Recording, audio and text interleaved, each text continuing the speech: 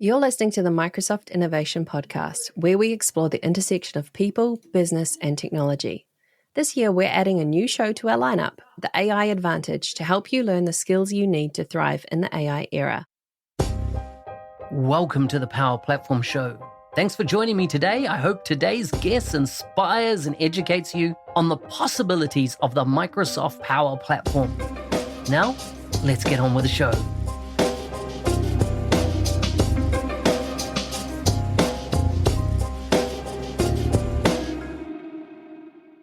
In this episode, we'll be focusing on Azure AI Foundry, formerly known as AI Studio, Azure AI Studio. So we'll dive deep into the subject today. Today's guest is from Pune, India. He's self-employed and works as an Office 365 consultant and M365 consultant. He likes reading historical books and a big fan of Sherlock Holmes. He has authored his own books. We'll unpack that in a moment. You can find links to his bio and social media in the show notes for this episode. Welcome to the show, Nanddeep. Thank you. Thank you very much for inviting me. I guess it's my second time, but I do enjoy talking to you. Thank you very much. Yes. As an MVP, you've been on the MVP show that we've discussed in the past. But I'm interested to drill into this topic of the AI Foundry, the Azure AI Foundry with you. Before we do, let's get a bit of background. What have you been up to most recently? What's happening in your world? What have you been doing in this past year? Right. But at least I started doing my own business this year. So at least I have got almost 20 years of experience. I have been mostly working into various organizations. But this year I started my own consulting thing, which is a new adventure for me. But again, I found it very interesting because if you are a consultant, obviously you get a chance to work with more people, you explore your more network as well as you expand your boundaries. So when you have a limited kind of an exposure, when you are working into the organization, probably you just have a shell around you, and then you just talk to only few certain people whom you work with. But when you come out of it, when you start your own business, obviously you expand the boundaries. So that is what I'm doing right now. I'm exploring this world. I'm just into this consulting just 2 months old, so quite new here. But Miss Agnes, I'm expanding my boundaries. I'm talking to various people and finding the opportunities from there as well. So which is a shift that I'm observing during end of this year. But yeah, it is a challenging as well as interesting one. What made you go independent? Yeah, but at least, as I said, I worked almost for 20 years into the IT industry. So I just gave a thought, like, for example, if I don't do it right now, then when am I going to do it? So Yes. I just thought, okay, this is the correct time. Let us go ahead, explore various things, because in 20 years, obviously, you do get much exposure, much knowledge, like how the things work. You do get your own network as well. So I just thought probably this is a good time to go ahead, start own consultancy and take it from there. But yeah, again, so I do have a good kind of an support from the MVP community as well as from the community in general. So yeah, exactly. So far these 2 months, whatsoever I am into this new role, I'm enjoying it. Excellent. And you talk about your network there. Is that where your business is coming from at the moment? It's the people that you've built relationships with over time? Yes, mostly. Like I have been into this community for, I will say, more than 7-8 years. Means active into the community. Otherwise, means earlier I was just the passive listener, just listening to the stuff and as well just reading out. But since past 6 to 7 years, I am mostly active into this. So I have grown into the network, and again, mostly from there as well. I'm getting some good opportunities to work, maybe collaborate with a few of the colleagues as well as trying a few things on my own. Nice. So today I want to talk about Azure AI Foundry. And of course, we're, 2 weeks on now for Microsoft Ignite, recording this in December. Microsoft renamed their product, which was AI Studio, to Azure AI Foundry. And, when I look at this AI landscape from Microsoft, I see it in 3 distinct buckets. I see Copilot M365, right, which is designed to work with all the Microsoft 365 suite of tools. that Microsoft provide under like M3 and M5 licensing. If you add the Copilot SKU on, you get that all lit up. PowerPoint, Excel, SharePoint, of course, and various others. Then in the second stream I see is Copilot Studio from Microsoft, right? Which back in the day was Microsoft Power Virtual Agents. And that's now been extended, and ultimately you can build agents on that platform. And I think there's going to be a big play for that. I think over 1,400 connectors to other ecosystems where you can build applications in a low code type of experience, that we always had in the Power Platform arena. And then we move into this Azure AI Foundry, which for me, the way I look at it is it's the pro code area. It's where you kind of have unlimited flexibility in how you can take models and apply them to your work. How do you explain it? Oh, right. Which, as you said correctly, right now we are not just limited to using SharePoint, but at least we are finding out various ways to expand the SharePoint, or at least, Copilot, or maybe extending the Copilot. So, as you said correctly, we have got at least three permanent kind of an options. First one is obviously declarative agent, which is a very new one. Earlier we used to call it as a declarative Copilot, but again after Ignite, we call it as a declarative agents. Again, there are changes as well. Then we do have the AI Foundry, Azure AI Studio, which is Azure AI Foundry right now, and Copilot Studio. So, for example, if we go into each one of those one by one, probably I will choose the very simple one. Which at least you might be amazed that I'm not choosing very simple one as the Copilot Studio, but I will choose very simple one as the declarative agent. Okay, because when you are developing something on top of Copilot, or whenever you're trying to extend the Copilot, obviously the first option that comes to our mind is Copilot Studio. But I will say that after Ignite, when the declarative agent got introduced, it bit of changed the landscape. So from the easiness perspective, I will say declarative agents is my own favorite because those are very much simple to configure, simple to use without taking into complexity of licensing, configurations, all those things. It is very, very simple. So in simple words, like declarative agents will let you create a customized kind of an Copilot for Microsoft 365 by simply starting on what you want that to do. So these are the agents that use the same technology as a Microsoft Copilot, but they allow you to adapt to the business needs very easily. And then again, by using the declarative Copilot, you can improve the collaboration, boost the productivity, and all those kind of things. So it is kind of a newer approach which just help us to configure and deploy those AI Copilot across Microsoft 365 applications. So what are the benefits of this declarative Copilots is like, or declarative agents is like, they are very much easy to use because they just run onto the declarative approach. So now that, for example, if we try to segregate that, we earlier had the imperative kind of an approach wherein we need to define the path that Copilot should take. Let's say, for example, if this is very small that we are getting from the AI model, then again, for example, this is a prompt that we get from the user. In that case, what should be our next step? So that we used to define, which we call it as an imperative kind of a model. But this declarative agent, they take the entirely different path called as a declarative approach, which simplifies your development process and make it more accessible even to the non-developers so that they can enable the users to define the agent behaviors. Okay, so in simple term, Ms. Atlas, I have been using the approach of using Teams toolkit to create this declarative agent. It is pretty much simple that there is just one file. In that one file, you need to define your prompt, and you just need to define like what should be the behavior for that agent, and that's it. It will do the rest of the tricks for you. And again, there is extensibility on top of it as well. For example, if you want to get connected to other sources like SharePoint or OneDrive, wherein most of the organizations are using them for storing the data, or even to Microsoft Teams, or even to any of the third-party system using REST APIs, those are very much supportive. So that's the reason I said, like after Ignite, uh, personally, my favorite choice to go ahead for creating the Copilot or extend the Copilot has become declarative Copilot. Yeah, before Ignite, if you could have asked me this question, I could have directly went for Copilot Studio because it was a very simplistic kind of an approach. But this is kind of a shift that I see after Ignite, because at least before Ignite, this concept was there using declarative Copilots.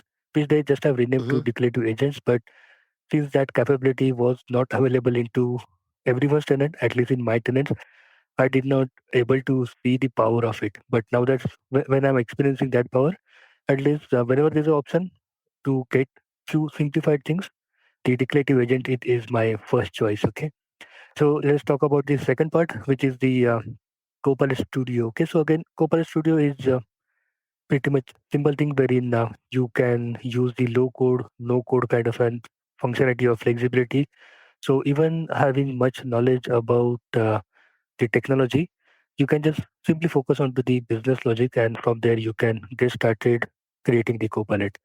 So again, it gives you the drag and drop kind of an approach, or maybe just the topic kind of an thing wherein you will be able to define how should be the flow of your Copilot, and then you will be able to perform all those things. When we go for the third approach, which is AI Studio or AI Foundry, which is recently renamed, wherein we get the entire flexibility. Okay, so means at least it is probably I will not say it is for everyone. At least you need to have some basic understanding of the AI concept regarding the how the models work, how should we use the prompt engineering and all those kind of a thing. Because if you directly jump into the AI Studio or the AI Foundry and start exploring the things, you might say it very overwhelming. Okay, so in that case, you need to have some basic information or some basic knowledge about how to use those AI models. And again, I will say at least you need to be very much on the top of using your models, where it should be deployed, how it should be deployed, and many more technical things. So from that reason, at least for the business people, I will say still the good choice to go ahead with creating the Copilot is Copilot Studio, Microsoft Copilot Studio.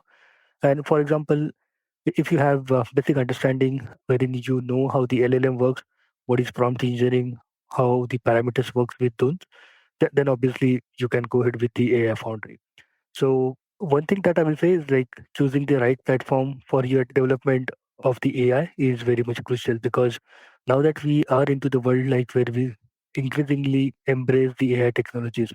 So the tools like Copilot Studio or this Azure AI Foundry, they have emerged very kind of an significant kind of a players in the market, and these both platform offer unique capabilities which are tailored to different user needs and scenario. Okay, so mostly, as I said, if you are looking out to create a solution very quickly so that you will be able to develop them for your customers with some kind of a drag and drop interface, which will allow you to build your chatbots or virtual assistant very quickly, go for Microsoft Copilot Studio.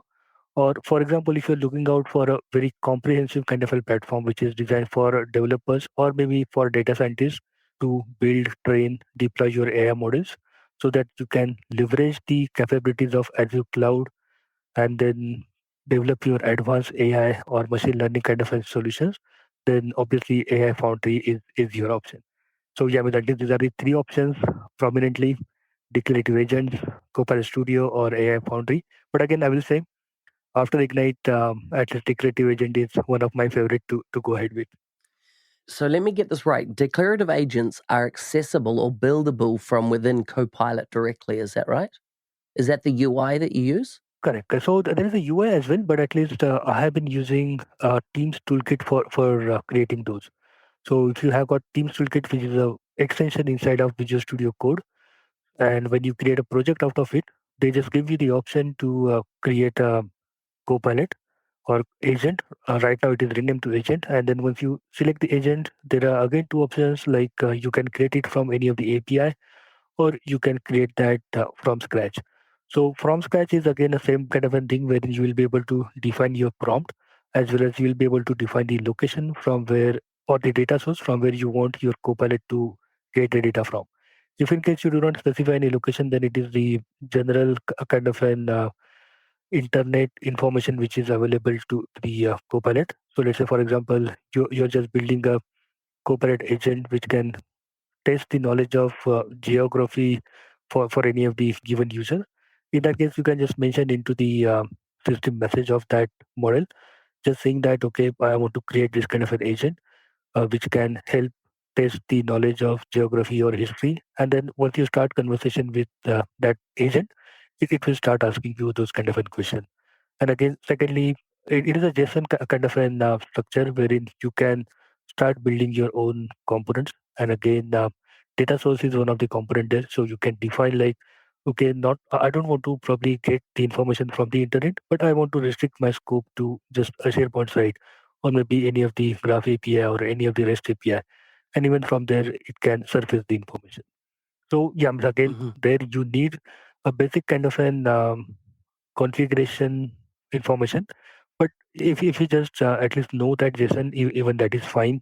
You will be able to create those very easily. So even it is very much easier than Copilot Studio. Just that you need to know the JSON, how to do that. And the advantage is that probably you don't need the license as the Copilot Studio needs. Hmm. Okay, interesting. Little a workaround there. Um, what type of use cases are you seeing at the moment? What have you worked on where, specific things that people are wanting to achieve using not just declarative agents, but any of the Copilot through to Foundry use cases? What have you seen so far?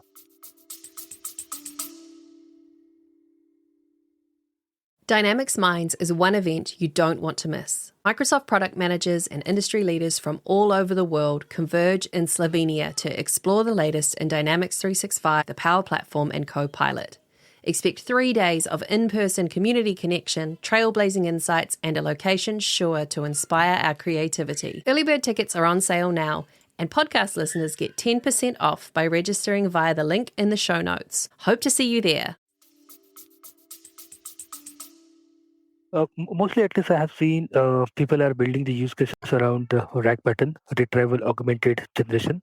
So, for example, if I start from very basics, we do have those various models available with us, large language models, specifically GPT 3.5, 3.5 Turbo, GPT-4, even we have went up to GPT-4o as well. So they have their own training date up to which they know the information what is happening in this world. But after that, probably they are not being trained on.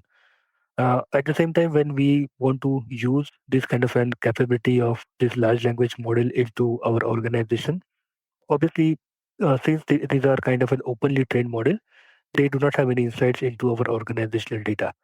So there are two things now. Like we need to bridge that gap between the last trained data of that large language model, and the second use case is like we need to bring our own data so that we'll be able to ask the questions to the large language model based on that data. So to fill that gap, we have got something called as retrieval augmented generation, that is RAG pattern.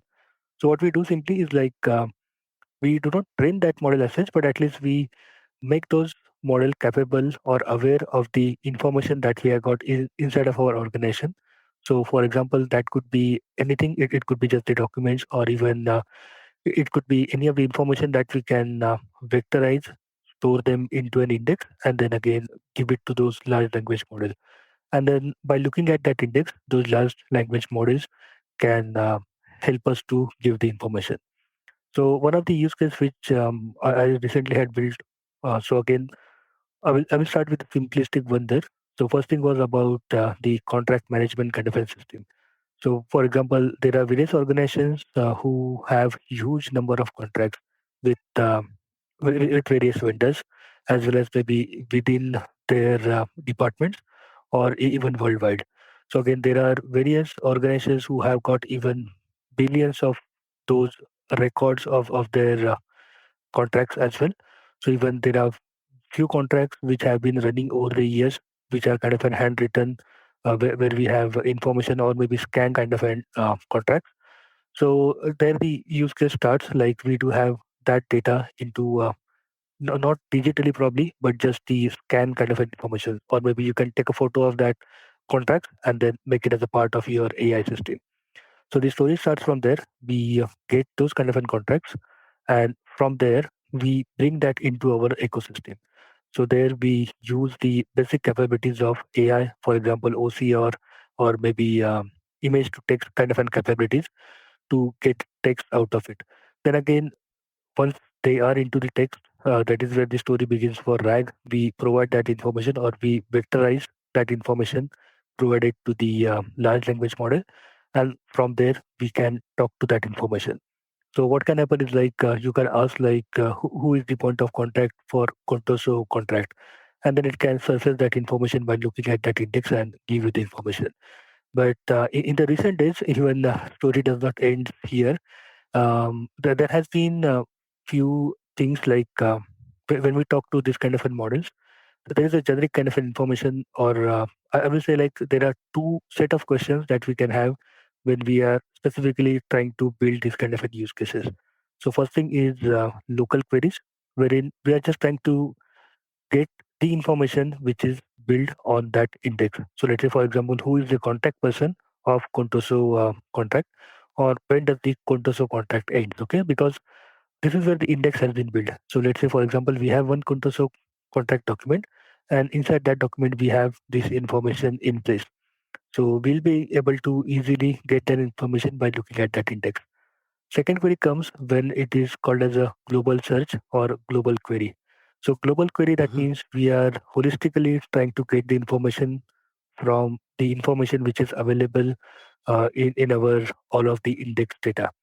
So what is meant by that is like, let's say, as I said, we may have millions of contracts. So I can just ask a question like, how many contracts are ending in maybe January 2025, okay? Or maybe how many contracts are ending end of this year. So we do not have this information indexed anywhere, but this is kind of a holistic information which is available on all of the index which is available. Okay, so that means we cannot directly expect that information to be available in any of the document which got indexed, and then we can ask that information. So it has to be generated via something known as a knowledge graph. So those knowledge graphs are again built by using another pattern which is developed by Microsoft as well, which is called as graph rag. So we already had that rag, and again we are introducing the graph pattern so that that graph rag, what it does is it creates that knowledge tree around that, or knowledge base around that, and then again all those dots are connected to each other. So what happens via that is like it knows, like for example, when I have a look at the contract, so that means these are the contracts which are related to each other, and then it creates that entire knowledge graph around the information which is there, and then using that in knowledge graph, we will be able to ask the questions about the holistic information of that. So via that, what can happen is like I can ask the high level kind of an information as well, like how many contracts are ending in in next 14 months, or maybe like Mm-hmm. how many active contracts that we have got into the system.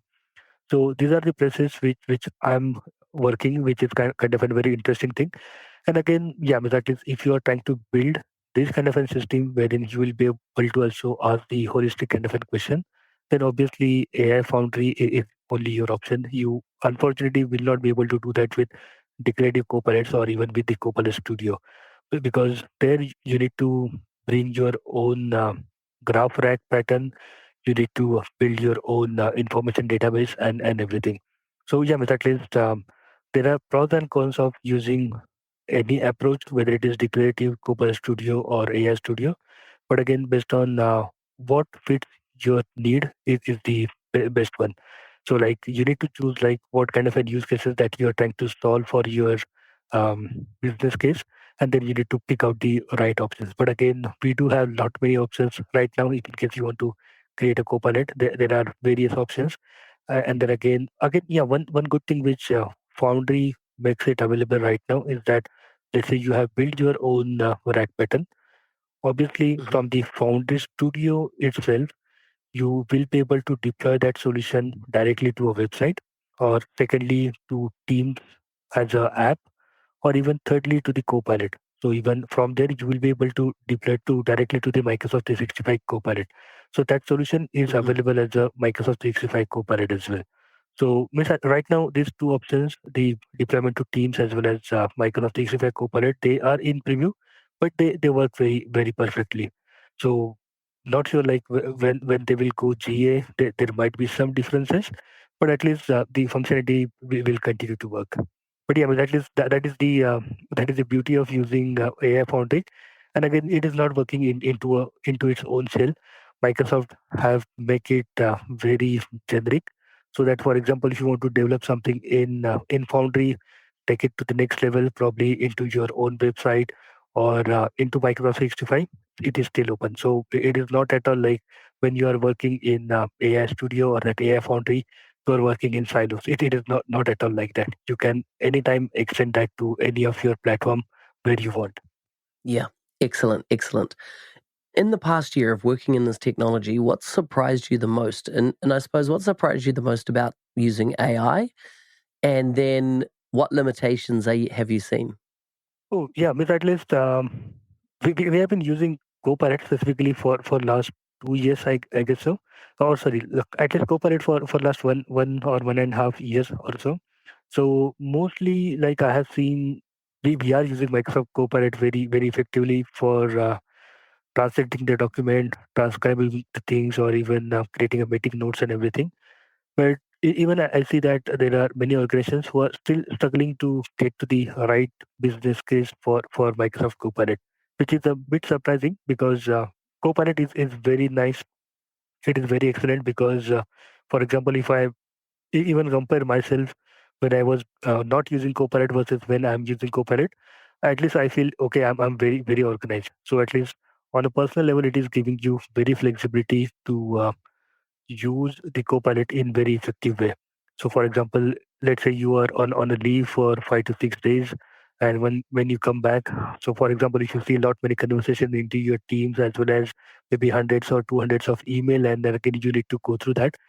At least two days will go into that itself. But with Copilot, at least you can quickly summarize everything, and maybe just Hmm. within 5 to 10 minutes, you will be able to draft on your agenda like what is the next thing that you should do. So thanks to Copilot on that. So at least yeah, means at least Copilot is helping us to create that kind of an environment at least for the personal level, even at the team level. But still, means at least it is bit surprising for me. Like even still after using Copilot for one or maybe even for 2 years now, at least we don't have any much enterprise level use cases for Copilot. But again, at the same time, is Microsoft have given good options for extensibility of that as well. But it is probably it is a place where I'm still thinking like we are a bit of missing some kind of a use cases.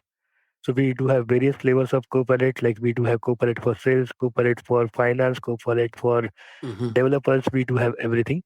But maybe, for example, holistically, if we think around an entire use case for an organization, probably we are a bit of missing there. Yeah, interesting. Nanddeep, it's been great talking to you. Thank you so much for coming on the show. Yeah, thank you very much. It was my pleasure. Hey, thanks for listening. I'm your host, Business Application MVP Mark Smith, otherwise known as the NZ365 guy. If there's a guest you'd like to see on the show, please message me on LinkedIn. If you want to be a supporter of the show, please check out buymeacoffee.com/NZ365 guy. Stay safe out there and shoot for the stars.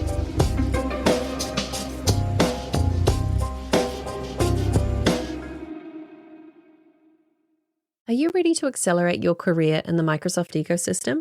The 90-Day Mentoring Challenge, created by Mark Smith, is your opportunity to create a personalized pathway to success. Join over 1,200 alumni from more than 70 countries who have achieved remarkable results, from promotions to new job opportunities. Take it from Nathan, who said, "Since completing the 90-Day Mentoring Challenge, I've become an MVP in business applications and doubled my income." Or from Parves, who shares, "I've never felt as inspired or energized about my career as I do now." Sign up at arcor.nz365guy.com. You can find the link in the show notes. And if you use the code podcast, you'll get 10% off.